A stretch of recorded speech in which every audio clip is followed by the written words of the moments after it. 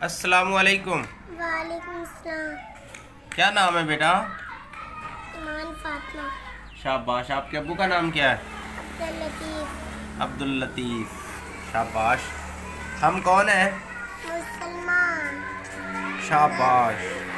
हमारे मज़हब का नाम क्या है? इस्लाम। Very good. पहला कलमा आता है? हाँ। चलो। पहला कलमा तैयब, तैयब में नापाक, ला इलाहा इल्लल्लाह मुहम्मद रसूलुल्लाह। सीढ़ियाँ चढ़ते हुए क्या पढ़ना चाहिए? सीढ़ियाँ नीचे उतरते हैं, 1 मिनट। सुभान अल्लाह। सादर पब्लिक स्कूल भी साथ कहना, क्या कहना है? Sadar public school. आपके स्कूल? प्लेप प्ले ग्रुप।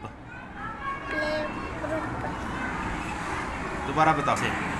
अबूला है मोटर का, इसके नीचे पहिया चाबी से वो चलती है, पुम पुम पंप करती है। आगे जाए पीछे जाए, दाएं बाएं या मुड़ जाए। दाएं बाएं ये मुड़ जाए। शाबाश।